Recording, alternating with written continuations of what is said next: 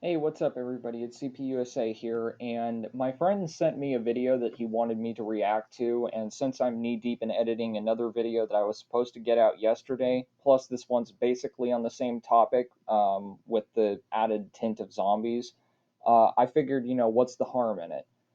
So I was watching it just a second ago, and then my recording was interrupted, so I'm gonna have to go through this again. So I've already seen the number one recommend the first recommendation, and we're just gonna skip to that. So it was like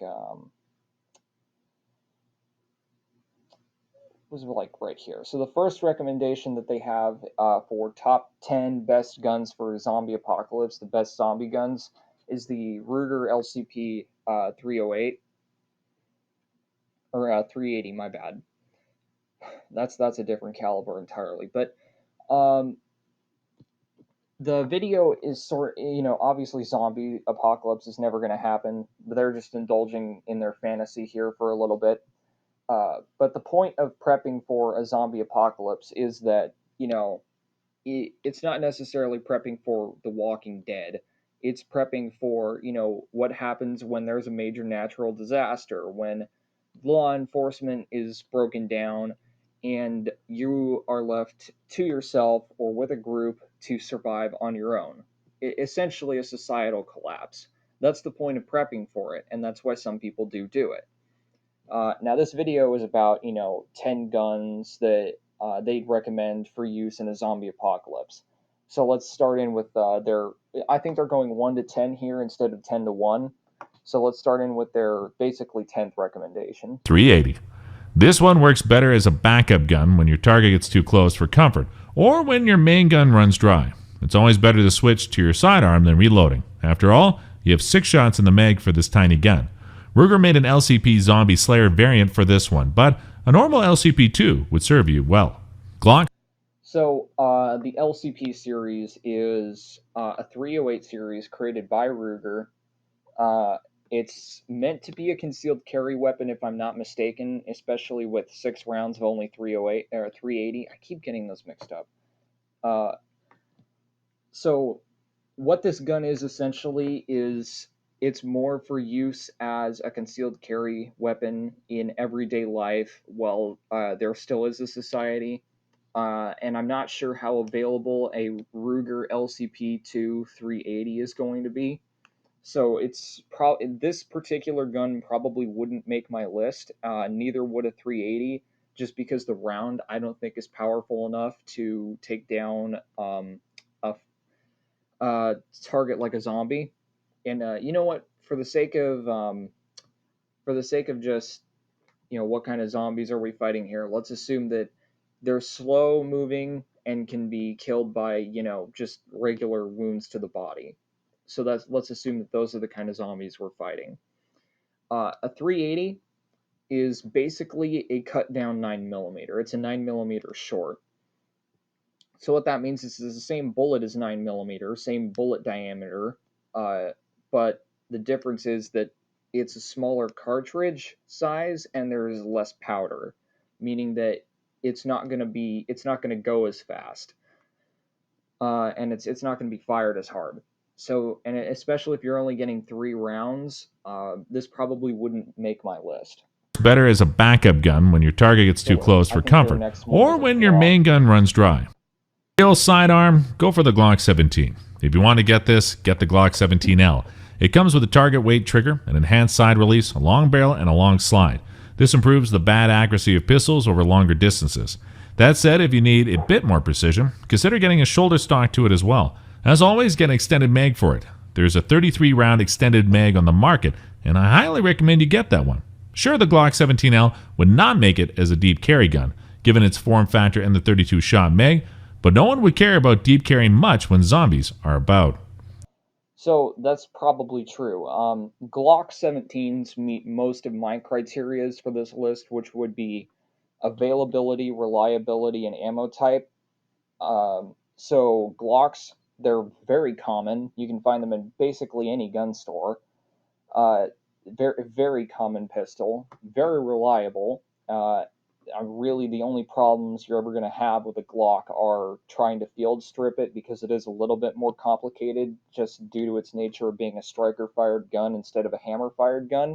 There's more internal components to make that work. But short of that, it's a very reliable firearm. It's very light. It can accept Glock mags, which are almost always double stacked, and they can carry a lot of bullets, which makes up for the low stopping power of 9 millimeter. And especially having a longer barrel length than the LCP, it's going to deliver a higher ballistic wound, and it's going to be moving at a higher ballistic speed. So, I think a Glock 17 would probably make my list as a sidearm. So yeah, But no one would care about deep carrying much when zombies are let's go to about. their third pick. Millimeters used by the police force and So I think this is a Glock 34. Yes. The one they have here shown is a Glock 35 Gen 4, but um, okay, so essentially it's another Glock. Now, what's the difference between the Glock 17 and the Glock 34? Well, I believe they both take 9 millimeter. They take the same mags.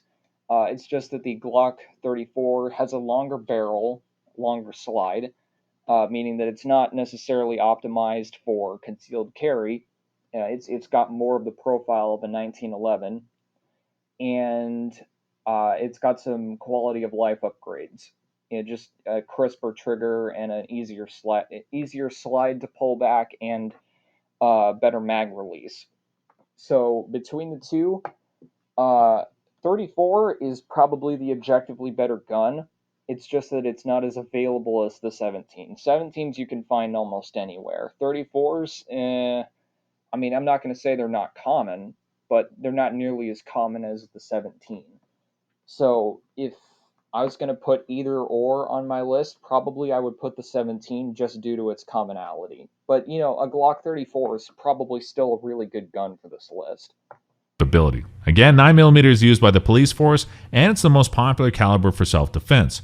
With this gun, you get a longer sight radius for better accuracy and lower recoil. The light recoil is important since 9mm does not have the same stopping power as the 762 or 556, so you might need to pump in follow-up shots rapidly and accurately. Adding on to that, the Glock 34 is also durable, reliable, and low maintenance. As always, get an extended mag for it. Beretta M9 or Oh boy, here we go. Yeah, no, this wouldn't make my list at all. But I'm just gonna let the narrator talk about this gun before I get in a word on this gun. M92. The two guns are largely the same, so pick whatever you can get your hands on. You get 16 rounds in the mag.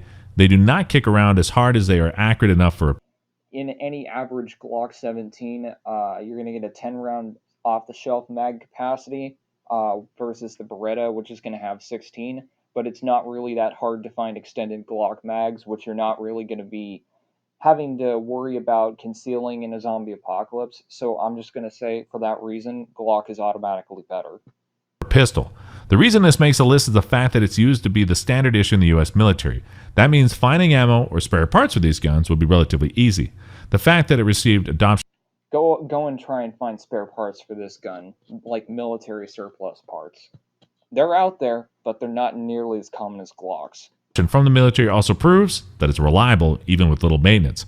It holds up well Lol, no. even in suboptimal conditions. They also feature a double single action design, so it's easier and safer to use for those who aren't familiar with guns. If that is you, I highly recommend the G model that comes with a decocker instead of a safety. Mossberg 59 Okay, so we're going to cover the shockwave there in a second. So, the problem with the M9 and the less so with the M92, but still with the M92, is that he said it was, it's great and all because the military used it. He probably didn't do the research that I've done into this gun because I actually do cover this gun in the video that I'm editing right now. And I'll save the specifics for when that video comes out. But the M9 is terrible, and there was a reason we dropped it from our military service weapon, and it didn't have the service life that the 1911 did. It was prone to a lot of malfunctions because of the fact that it needed significantly higher maintenance than the 1911. So if there is anything that's going to go on this list, especially a pistol, I would highly recommend, and if you still want to keep it in a 9 millimeter cartridge, I would highly recommend a 9 millimeter 2011. Higher capacity, even less recoil, better. It's easier to find the parts for that gun as well than it is for a Beretta, and you're not going to have the issue where the slide blows up in your face, which I will talk about in that other video when it comes out. So, and then I've already talked about the ways where a Glock is better than this. So I would definitely put a Glock or a 1911 on this list way higher than I would an M9 or an M92. So with that, let's hear them talk about the Shockwave. Pump action shotgun. But maybe putting bullets into zombies' heads won't do the trick. They're dead after all. We have no way of knowing if destroying their brain or any organs would do any good. So if you have to kill them the Dead Space style, you go with the 590 Mossberg. It's a 12 gauge pump action shotgun that can melt joints and bones alike. Load your slug or double-aught buckshot, and I guarantee you that the zombie is not getting back up. You get 9 shots in the tube and stock iron sights to work with. It's a great tool for dismemberment. Ruger. Well, they do get a lot of the stuff right here with this shotgun. I mean, if you're gonna go with a CQB shotgun, the Shockwave's probably not my first pick, but it's up there. It was specifically, obviously, designed for with CQB in mind. That said, if you're running this gun, you're not going to get a lot of long range performance out of it, which means you can't effectively run it as a primary. Uh, now that said, it can be run as a secondary if you are really dedicated and you construct the right loadout and gear loadout for it. You could probably run this thing as a secondary, and a heck of a secondary it would be. Uh, 12 gauge is not the gauge I would get this in. Gauge, of course, referring to the load that is in the shotgun shell, not the powder or the size of the shell. I would get this in 20 gauge because it's smaller, more controllable recoil, especially when you don't have a stock or a longer barrel to decrease the recoil. So that's already one thing where I think they went wrong. 12, of course, would deal much more damage, but 20 is still very much going to get the job done, especially with a wider variety of 20 gauge rounds hitting the market nowadays.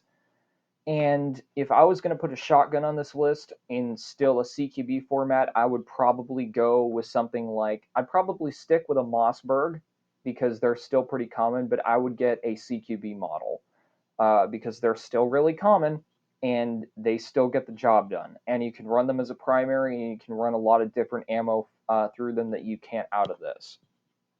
So, other than that, this would actually be a candidate for my list, though. The Shockwave is a pretty good gun. Great tool for dismemberment. Ruger Tactical 1022.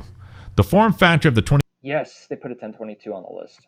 Tactical isn't necessarily the one that I would go with because you're going to confuse it with a bunch of AR stuff when it's unnecessary, especially with the forward assist. There's no reason for that to be there, and it just unnecessarily complicates things.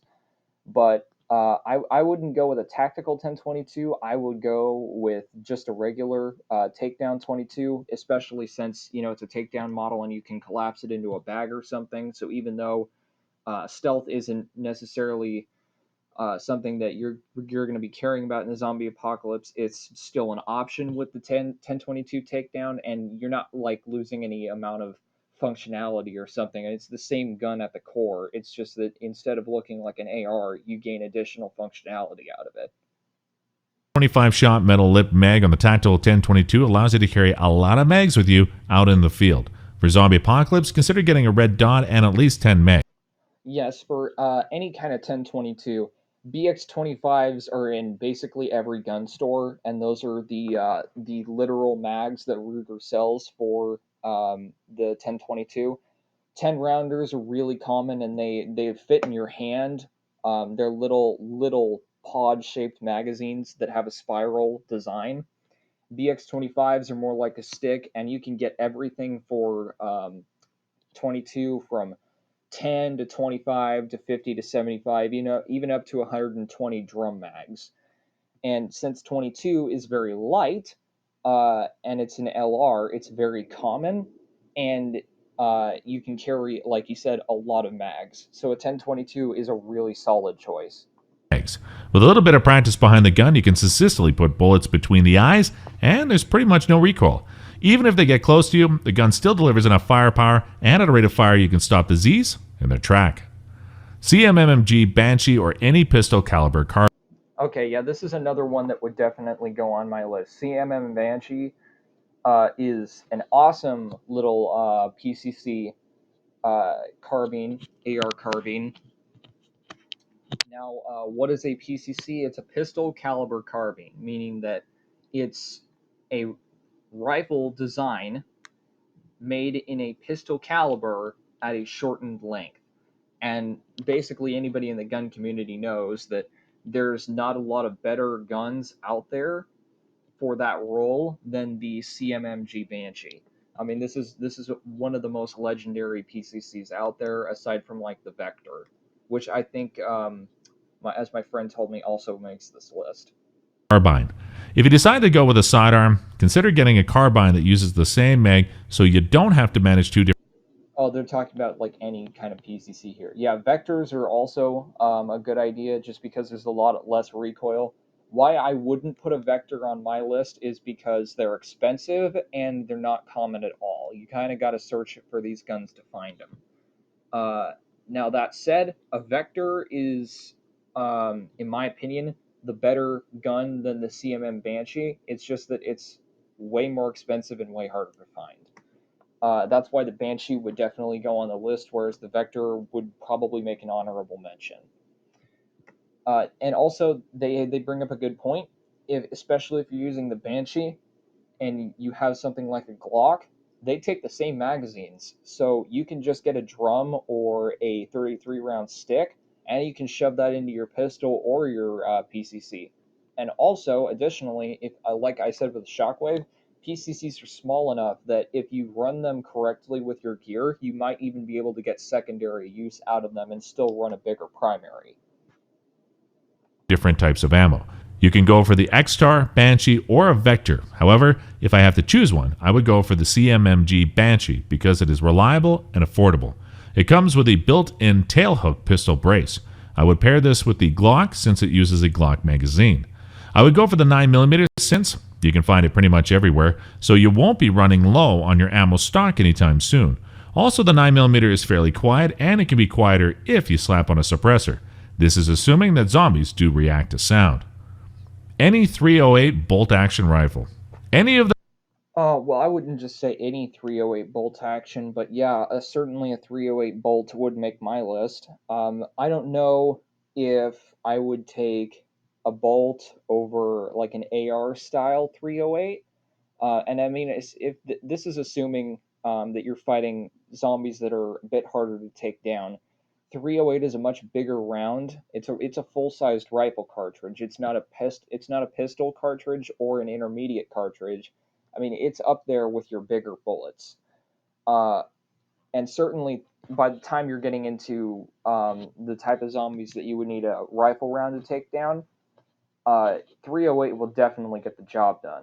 Now, the reason I wouldn't take a bolt over a semi-action AR, semi-auto AR, is that bolts can, if they catastrophically malfunction, they can be dangerous to you, as we saw with Kentucky Ballistics just maybe 2 months ago. When bolts malfunction, there's danger to the shooter. When semi-autos malfunction catastrophically, it might take the upper out and your gun's useless, but at least you'll walk away unscathed. Now, the flip side to that is that semi-autos, when they don't catastrophically fail, they just have a jam or something. They're much harder to address that malfunction in a reasonable amount of time than a bolt is. A bolt is an incredibly simple design. We've been using it since, basically before World War II or World War One, and the design's never gone away just because of its remarkably simple design. So there's a pro and con to either. Honestly, if I had to choose between the two, I'd probably run a semi-auto 308 AR. But any kind of bolt .308, assuming it's from a reliable gun manufacturer, is definitely going to get the job done. Of them would do just fine. Just make sure you have a solid scope on it. Guns like the Mosin Nagin would do just fine, although It's pronounced Mosin Nagant, but I can see why somebody not in the firearms community would get that wrong. Um, Mosin Nagant. I've heard worse, but yeah, it's pronounced Mosin Nagat, and a Mosin in 308 isn't necessarily the easiest thing to come by, although there's a lot of Mosins in every caliber now. But a Mosin 2 would also be a really good gun in a sniper rifle role because you can get it in anything from 22 up to 7.62 by 54. So you can get it in basically any caliber you want, and it's a simple, reliable design. But yeah, Mosin the God. That's how you say it. it's not the best rifle in the market. Even so, guns like these are cheap, efficient, and easy to maintain, which is perfect for a zombie apocalypse when supplies run dry. We That is true. Bolts are cheap and easy to find. already see how bad it gets when only toilet paper and hand sanitizer supplies run low. Imagine if everything is out of stock. Plus, having a solid sniper rifle gives you a distant advantage. Even if there's a bunch of zombies coming after you, you can put one between the eyes from far away without the risk of being bitten. Of course, a bolt action doesn't let you shoot as fast, but if they're walking dead slow, then you have all the time in the world to shoot them all down, provided that you have enough bullets. Any AK. You might see this coming from a Well, any AK is a bit of an exaggeration, but sure, most AKs, obviously a Dragunov and a Crank are going to be performing differently than you know uh, the other each other would. A Dragunov, of course, being the DMR configuration of the AK, whereas a Crank is the submachine gun version. Obviously, a Crank isn't going to be optimized for long range, whereas a Dragunov is going to be unwieldy in CQB. But if you're getting a decent AKM, then I think you should be set up pretty well. Now, I mean, what he's showing here, I think, is an AKM with a side rail. And if you get something like this from Zastava, it's a little bit on the more expensive side for us here in the United States, but reliable. You won't need another primary ever, and the ammo is pretty common because AKs are the number one most produced small arms weapon in the world. 1 in 5 small arms weapons in existence is an AK, and by that, because of that, the 7.62 by 39, which most AKs take, is very easy to find. It's very common, and it's not cheap because it's an intermediate cartridge, but it's certainly going to be easier to get, especially in a crisis scenario, than say 350 Legend would be. mile away. When you want a gun that can hold itself together even when abused to hell and back, you go AK. To be clear, almost every variant of the AK would work well here. The AK-47 chambers 7.62 by 39 cartridges and is one of the most popular calibers across the globe. The AK-47 is known for its reliability and durability. It can go on for years without maintenance. The 7.62 packs a hefty punch, which is both a blessing and a curse. It can stop a zombie dead in its track, but it also comes with a bit of recoil. You will need a bit of practice to get the most out of it. Another downside is that it's not going to shoot as fast or accurately as an AR-15. The stock iron sights are pretty bad. Well, I mean, rate of fire doesn't really matter if you get a good AK. Uh, there is more recoil slightly because it is a bigger cartridge, but like you said, a bit of range time and it really won't matter. Another thing that you'll get with a good AK is a bayonet lug, which means that you can um, take your, assuming that you have a knife like one of these, you can take your CQB weapon that you're using and mount it on the front of the AK. So if you run dry, you can just stab a single zombie in the face versus having to switch off to a sidearm or pull that other melee weapon out. So that's another feature you're going to get out of an AK or an SKS. But if you slap on a red dot, then you won't have any problems. It's accurate enough at about 300 yards. If you don't like the AK-47 for some reason, but want to own an AK nonetheless, then the AK-74 would be an excellent alternative. Yeah, AK-74.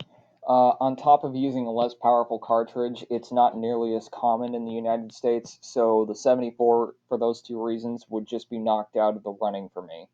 It chambers 545 by 39 bullets. If you can, grab an extended mag with 45 rounds. Less frequent reload means more bullets fired per second. The AK 74 still gives you the comfort of long range contact, but a better rate of fire than a sniper rifle. Plus, if they go too close to comfort, you can just start to spray down your target.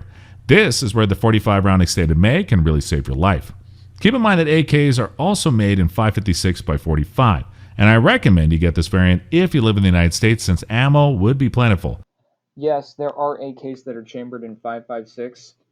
Nevertheless, it's probably better to just stick with a standard 7.62 by 39 AK, simply because you get added range and stopping power out of it, which you would want in the case of zombies. Whereas with 5.56, it would probably overpenetrate and not do that much ballistic cavitation, which is what you want if you're facing zombies. That said, the mag for it is expensive and rare, so you need to hold on to every mag you come across. AR 15. You might have seen this coming as well. Well, I don't know if the AR would be my top gun, but just due to the fact that there's so many of them out there, I wouldn't necessarily get one in 5.56. Mine would either be in 7.62 by 39 or 300 blackout. 300 blackout is a less common round, although it's more common in the United States than it is in other countries. So I might be going short on ammo for a little while, and then in that time I can just use a secondary like a Glock or a 1911.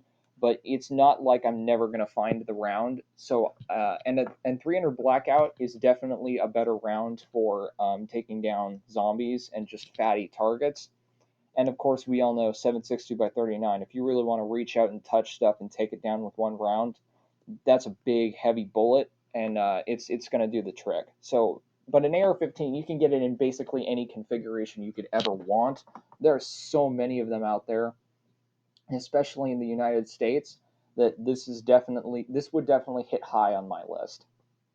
This is one of the best rifles to own if you live in the United States. If you plan to get this one, I would go for the 223 variant. The ammo and magazine are plentiful. The military uses the same platform. Okay, so what you guys need to realize about 223 Remington, 5.56 NATO, and 300 Blackout is that you can fit them all in the same magazine. Now, of course, you need different bolt tolerances to fire different ones, but if you have a bolt that's rated for 300 Blackout, it might have jamming issues with 223, but you could run 223 in it. It's just that you might have jamming issues because it might not recoil the bolt enough because it's a lighter round and it doesn't tick as hard. But they are all compatible on the same 5.56 magazine.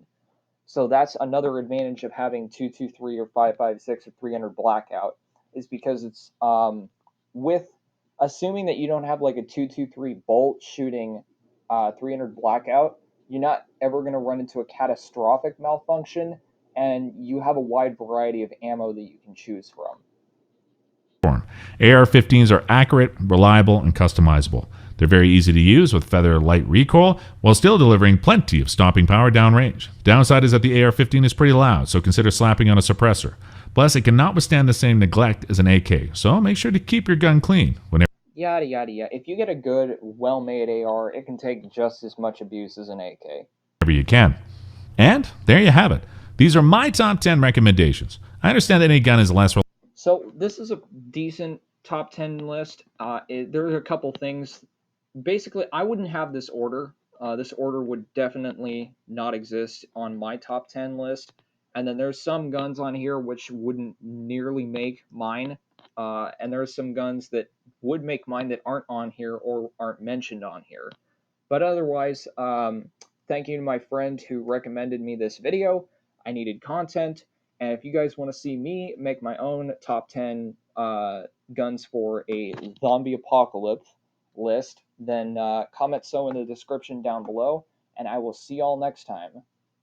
So stay armed and stay safe, Patriots.